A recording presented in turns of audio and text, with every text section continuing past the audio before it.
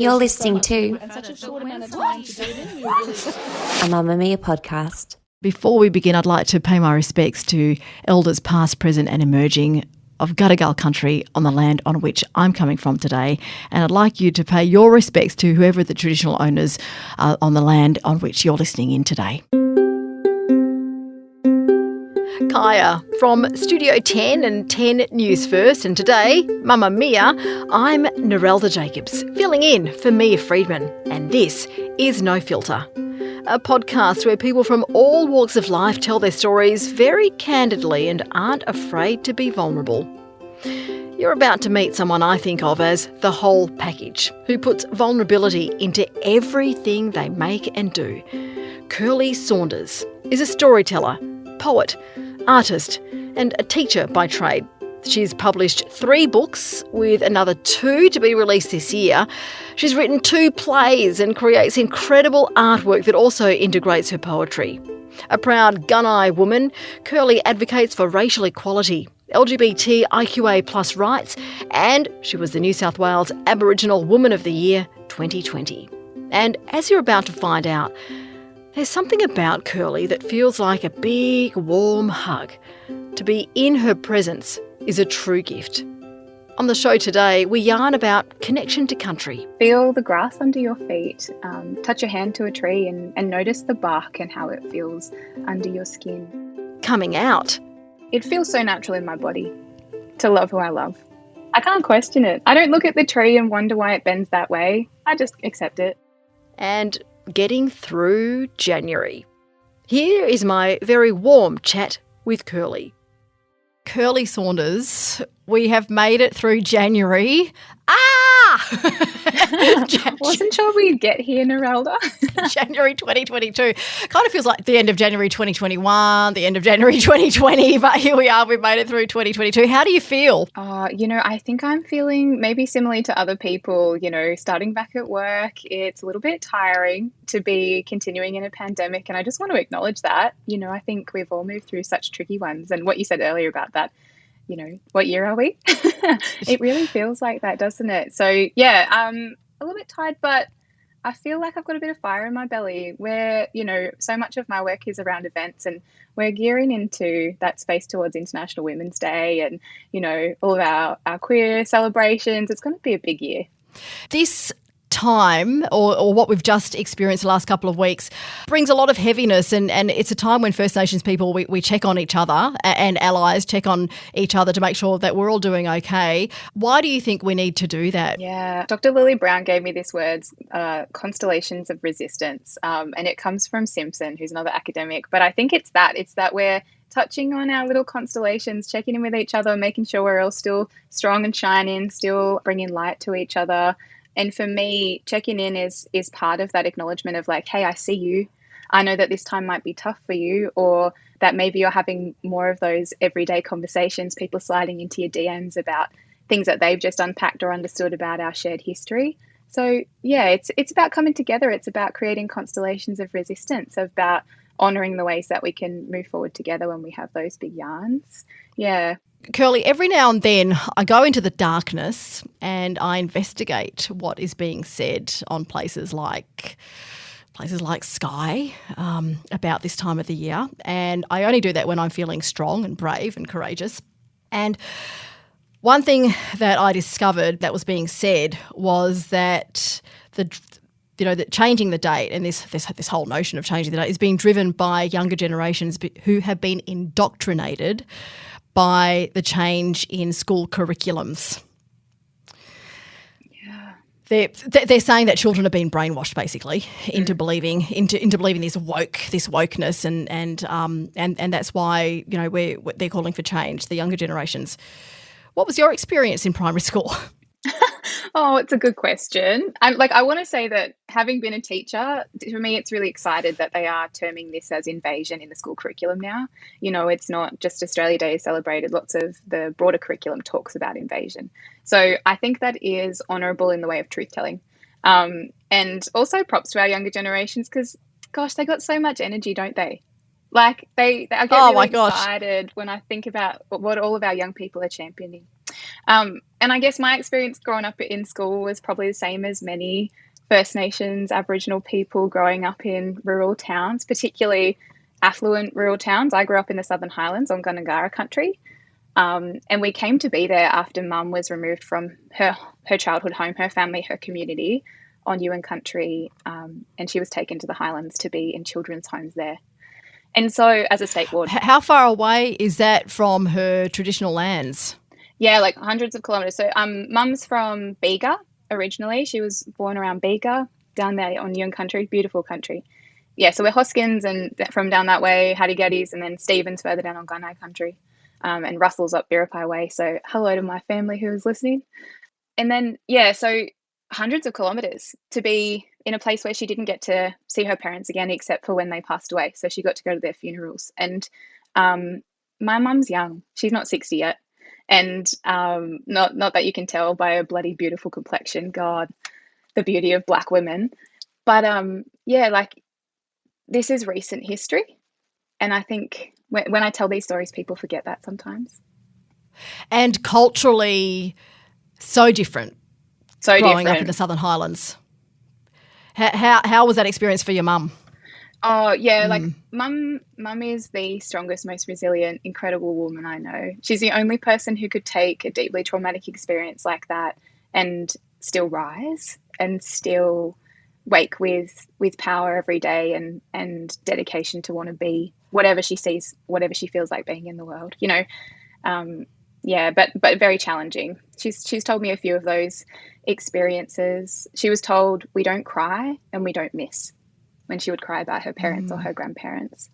And I just can't imagine having that kind of heartless attitude towards a child who is grieving the separation from their family and everybody who knows and loves them and the country that knows and loves them. Gosh, you can't just be told don't cry, don't miss, and then you turn off that emotion of not missing. Like it's not something that you can turn off. You kind of she would have been feeling that in her bed at night, you know, while she was on her own. Yeah, Mum's very attached to the moon.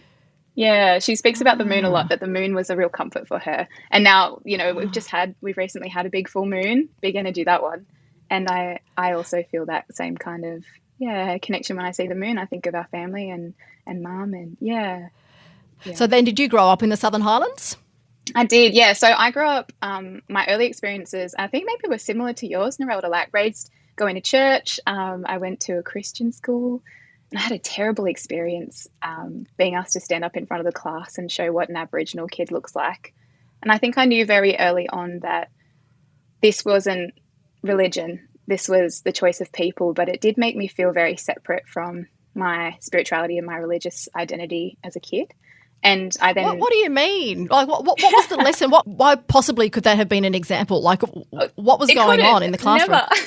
Never. The teacher was teaching about, like a much more senior teacher was talking about Aboriginal identity and had these pictures of, you know, warriors with their spears and old fellas with their yidaki and was like, Kirli, stand up in front of class, show what an Aboriginal kid looks like. And I remember hiding under my table. And when I wouldn't come out from under the table, she went and got my brother. And it's just such a terrifying thing to be different when you're a kid. Nobody wants to feel ostracized or separated from their peers or their friends. And then to be stood out for being different when you're, 5, 6, 7 is a really scary thing. So I remember racing home being like, Mom, I'm never going back to that school again. And to her credit, my parents enrolled me in a local public school. And that was a very different scenario because I knew all my cousins there at that school. And there was just a bit more safety in numbers, And for your mum to respond and pull you out of that school speaks volumes about her as well. And you mentioned that, we've got a similar story. My dad was a member of a survivor of the stolen generations. I suspect they're from different generations though. Your mum was taken in very recent history. My dad passed away 3.5 years ago when he was 76. And when I was preparing his eulogy, I started reading some things that I hadn't read before and listening to interviews that I hadn't listened to before. And in one of the interviews, he actually spoke about being taken on an excursion outside of the mission that he was taken to visit his mum who was gravely ill. And this is going through my entire life thinking that he never saw his parents again, but he actually did. He was allowed to go and see his mum, who was gravely ill. And through those eyes of being away from his family for so long, he saw the poverty that his family was living in and the disadvantage that they had to live in. And he decided then and there as a child to beat the white man at their own game. And I listened to that and it stopped me in my tracks. It was only a couple of years ago I listened to that, and I realised that that probably framed a lot of his parenting, because he tried to instill those values in us, that he wanted us to beat the white man at their own game. And I kind of felt like a bit of a pawn. I have to admit, I felt like a bit of a pawn. But it came from a place of love. Do you draw any parallels to your mum? Yeah, I feel like we had a very extracurricular childhood. I played the flute, I danced, I rode horses, I played hockey to quite a high level, and so did Mum. And we were constantly given opportunities. And I think that was part of Mum's want for us to be able to be anything that we wanted to be. So there definitely, and likewise, like her family lived in poverty and were pushed to the fringes of community and raised in missions. And she, I think, was told repeatedly in the children's homes that if she grew up to be like that community, then she'd be nothing. And I feel like, I'm so in awe of my mum. She's an incredible person to be able to own her own. Like, imagine being a Black woman in the Highlands in the 80s, just deciding I'm going to go and purchase my own hairdressing salon, and I'm going to run a very successful business as the only Black woman in town in a very rich, white, wealthy area. Like, she's such a big, bold person. She's so powerful. And I think every time someone tells me about my mum, they're like, your mum's exceptional. I'm like, I know. But I don't think she's exceptional. Yeah. I don't think she's exceptional because of what she's achieved. I think people miss the point when they think that. I don't think we should be defined by the things that we're not. And we're not here in opposition. We're not here to be the opposite of our Aboriginal people or our community, because our community is to get to speak language, share culture, to live in community, to understand land. That's thousands of generations of wisdom. It's 60,000 years of continuation. That's exceptional. It's colonization that's led us to think that we are criminalized or dehumanized. And I think these moments where I get to see the humanity and those moments of humanity were when Mum was washing out the hair of, one of her little old ladies and having a conversation about her grandchild. Like, that's the beautiful moments that humanize a situation.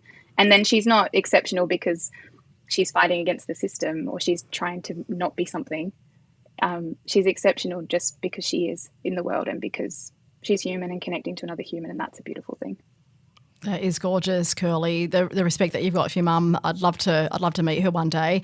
My dad was a giant in my life, and he went on to achieve incredible things as well, and was a spectacular role model, even though he didn't have the role models. And for people listening in, that they might be quick to say assimilation worked.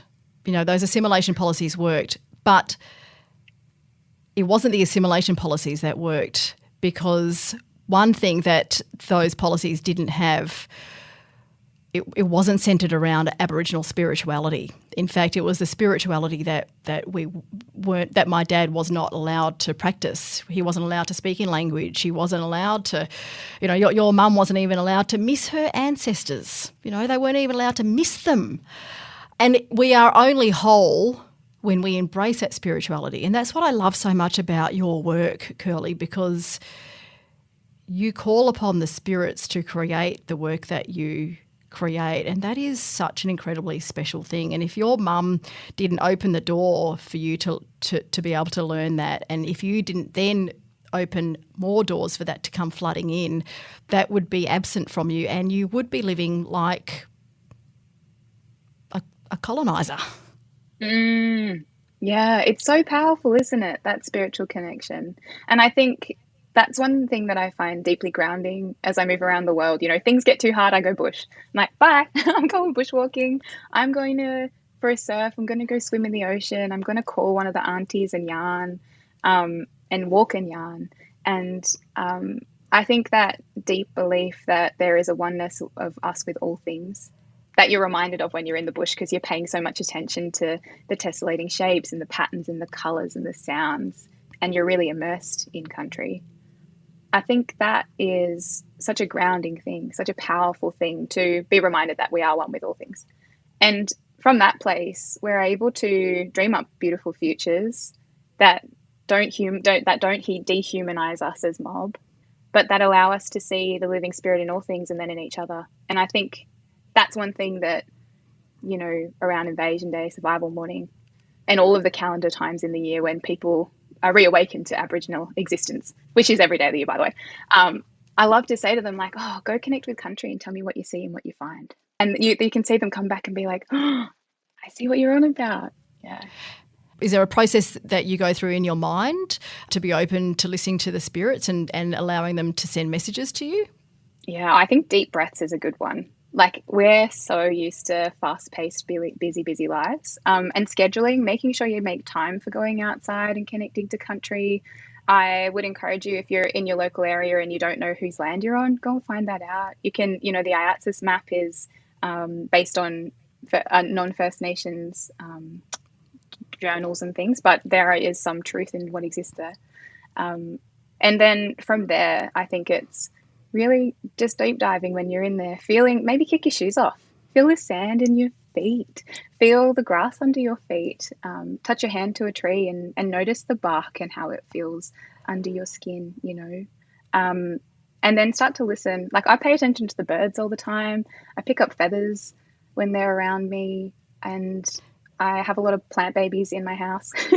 I think all of these things are lovely reminders that we're connected to something bigger than us and older than us. And then deeper than that, I think women, we really know that spiritual intuition and that grounding, you know, that women's intuition. One of my aunties says that's the oldest thing in you. And I think that's true. Like, when we listen to that intuition, I think we're on the right path. And that's something we as women particularly know. Oh, I absolutely agree. Stevie and I have been to, New South Wales is famous for waterfalls and the most spectacular water features. And recently we went to one in the Southern Highlands and posted a waterfall. And you said that's one of my favourite places. It's a women's place. It's a place for women. And we felt that. We didn't know, but we felt the power of that place, and it was just so spectacular. So for you to reach out and tell us that, it was like, we were open to feeling that.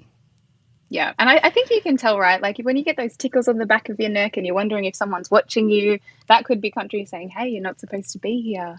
And likewise, when you feel energized by a place or revived or held or nurtured, that's when country's saying, hey, this is a good place for you. Come and stay, rest a while. Yeah. You're listening to No Filter with me, Narelda Jacobs, and Kirli Saunders.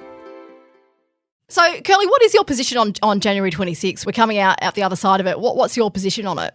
Yeah, I think for me it's a day of honouring the continuousness of our culture, you know, the fact that we've been here for 60,000 years, and that in itself is exceptional, that there is this continuation, this survival, and not in opposition, not despite colonisation, but because that's just who we are as mob.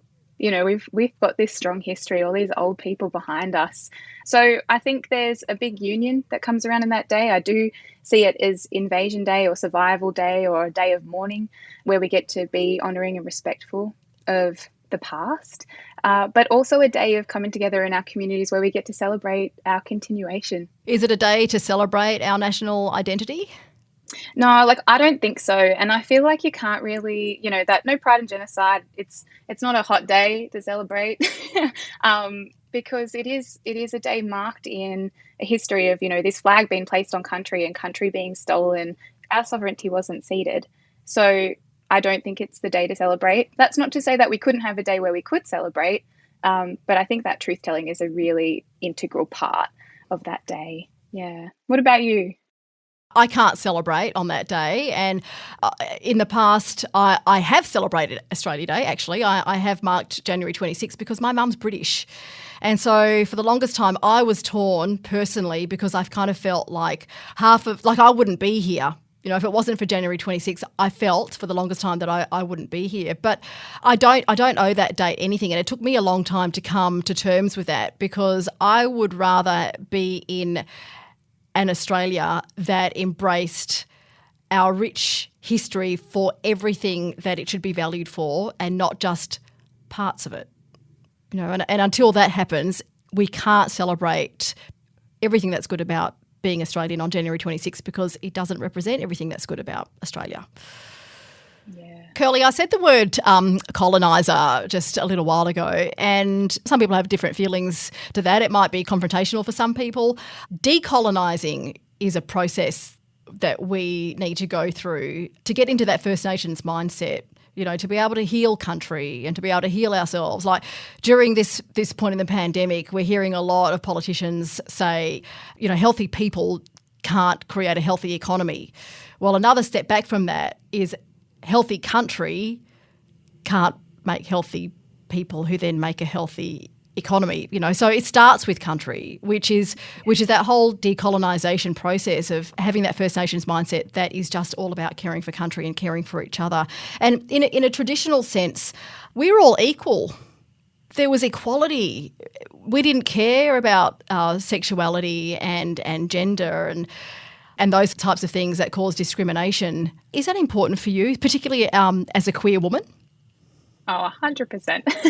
Yes, absolutely. I remember somebody I love very dearly who wasn't okay when I first came out had said, you know, it's not natural, Kirli. And I was like, oh, tell me more. They're like, you don't see magpies being gay. And I went and Googled all of the animals that experience a homosexual relationship. There's so many. And it's fascinating. And I thought, and it just made me giggle. It kind of reaffirmed, like, all right, cool. That's one of the things I'll come up against. Got that one in the bag. What else?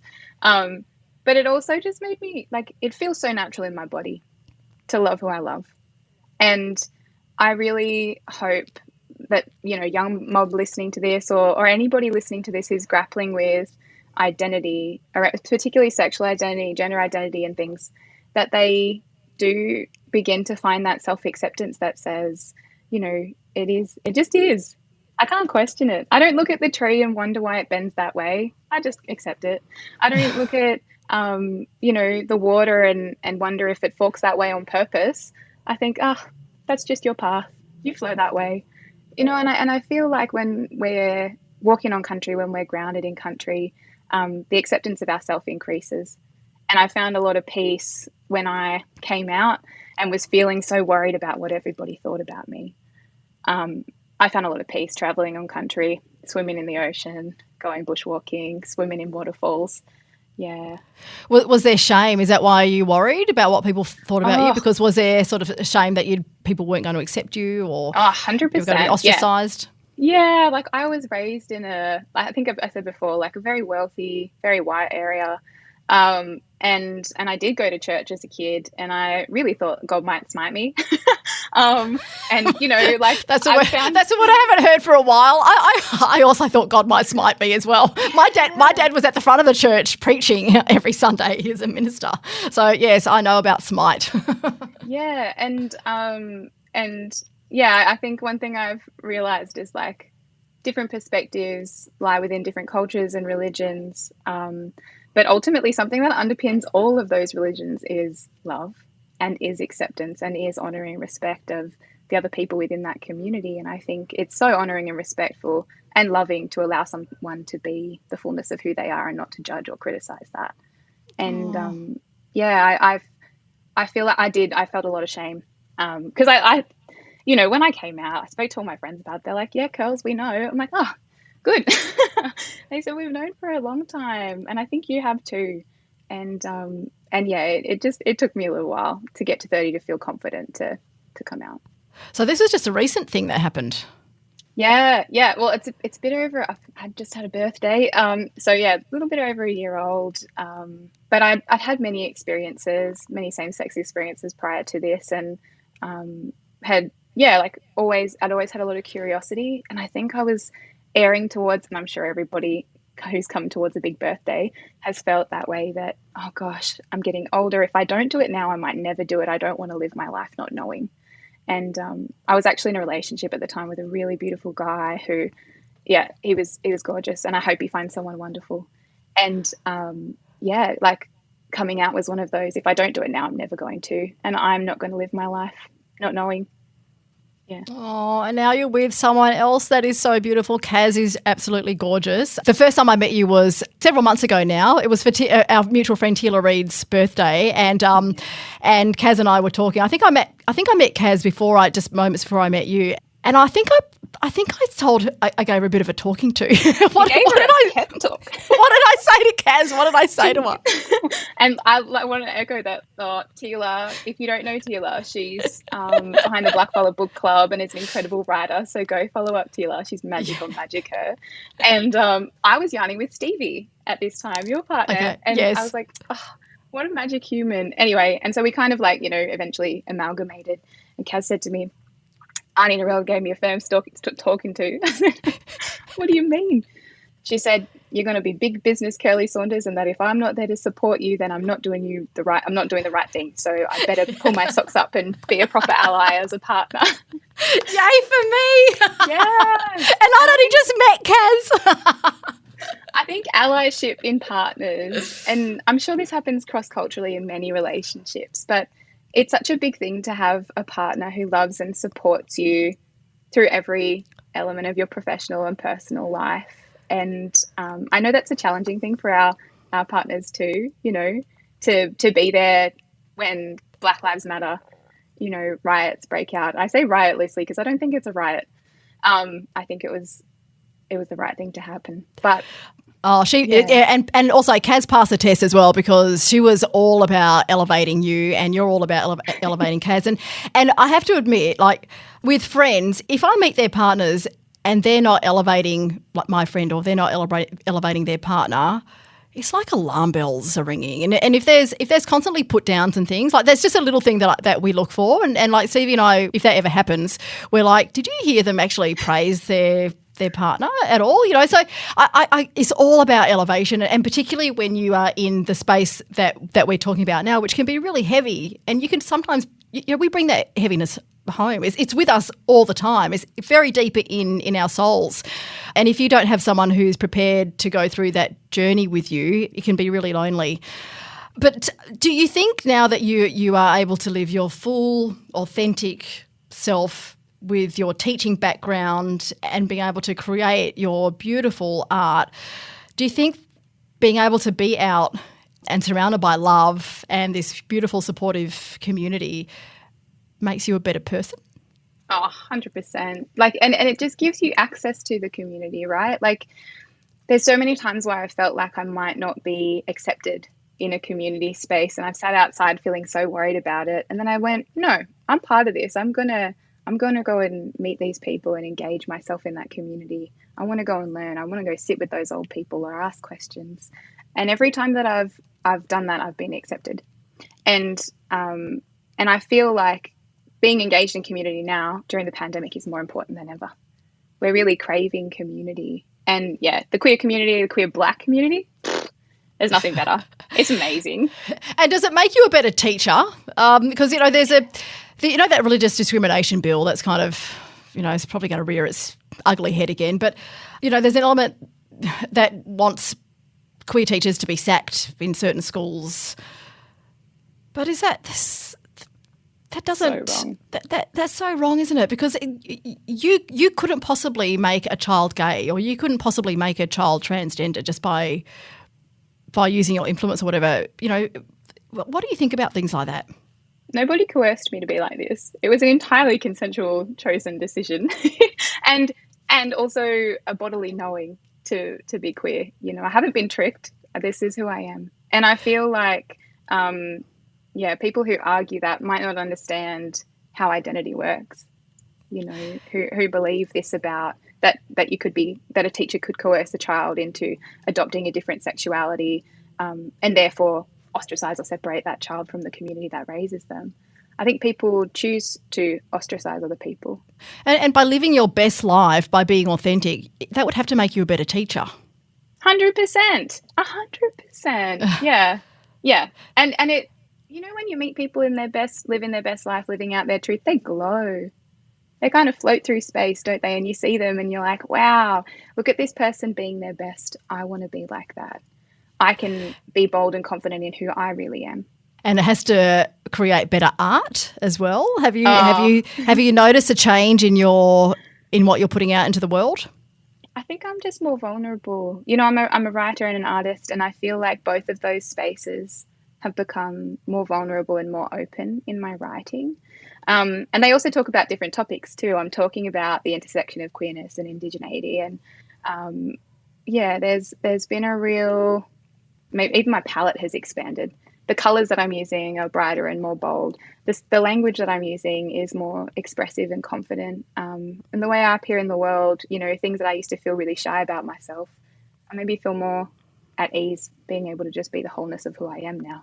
And I don't have to, like, it is really closeting being queer and not being out yet, but I don't have to do that so much anymore. I also love the way that you bring in language and you teach writing and creating and art and self-expression to the children that you are in front of. What's it like when you're in front of a classroom of children who think they can't create or think they're not creative or think they couldn't speak language or express themselves? You know, what sort of a change do you see when you have a session with them?